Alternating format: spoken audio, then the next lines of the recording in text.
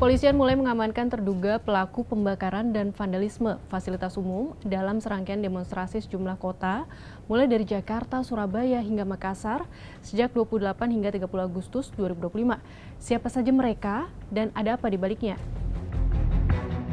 Polda Jawa Timur telah menetapkan 9 tersangka pelaku pembakaran Gedung Negara Gerahadi di Surabaya, Jawa Timur. Dari 9 tersangka, 8 orang diantaranya masih berusia remaja, yaitu 16 hingga 17 tahun. Adapun seorang tersangka dewasa diduga menjadi eksekutor utama dalam pelemparan bom Molotov ke Gedung Gerahadi. Polisi pun mengungkap perakitan bom Molotov sudah dirancang sehari sebelum pembakaran. Selain menangkap 9 tersangka pembakar Gedung Gerahadi, Polda Jatim juga menangkap 74 orang lainnya yang menjadi tersangka pembakaran, perusakan, dan penjarahan sejumlah fasilitas umum lainnya. Membuat bom Molotov sebanyak 5 buah. Jadi ada 5 buah bom Molotov yang dibuat oleh pelaku bersama 4 tersangka yang masih di bawah umur. Sekarang kita geser ke kerusuhan di Makassar, Sulawesi Selatan. Polda Sulsel Selasa 9 September telah menetapkan 32 tersangka kasus kerusuhan yang berujung pada perusakan, pembakaran, dan penjarahan di gedung DPRD Kota Makassar dan DPRD Sulawesi Selatan. Dari 32 tersangka, 14 tersangka pelaku perusakan DPRD Sulawesi Selatan dan 18 tersangka perusakan DPRD Makassar. Adapun sebanyak 5 pelaku masih remaja, yaitu 15 hingga 17 tahun. Dan juga kita menganalisa dari semua media sosial yang waktu itu sedang live. Polisi masih melakukan pendalaman apakah ada aktor intelektualnya dan siapa orangnya. Nah, ini masih terus dilakukan penyelidikan. Jadi tidak berhenti di sini, pihak kepolisian masih melakukan penyelidikan. Dan nanti kalau memang itu bisa dibuktikan, nanti akan kita sampaikan kembali.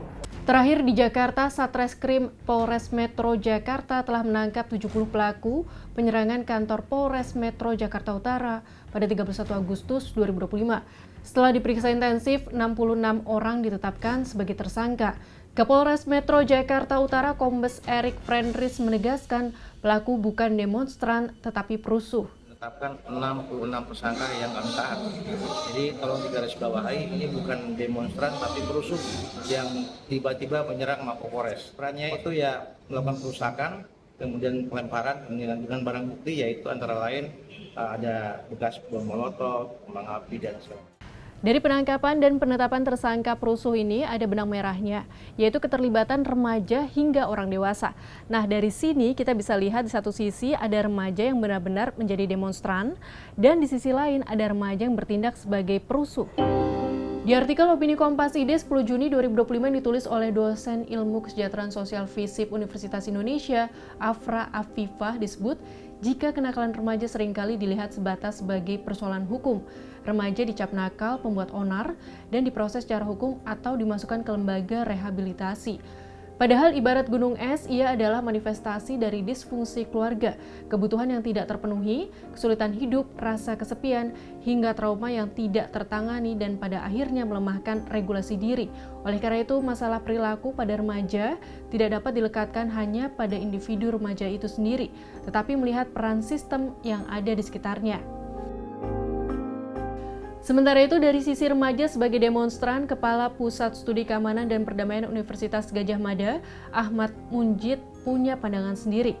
Ia menyebut jika sejak masa kolonial kepemimpinan Soekarno, malapetaka 15 Januari atau Malari hingga krisis 1998, pelajar sudah ikut serta dalam demonstrasi. Mereka punya suara yang patut didengar dan tak dilarang. Munjid juga mengatakan jika pada demonstrasi Agustus lalu, pelajar harus dilihat sebagai warga negara yang punya aspirasi dan hak untuk menyampaikan pendapat.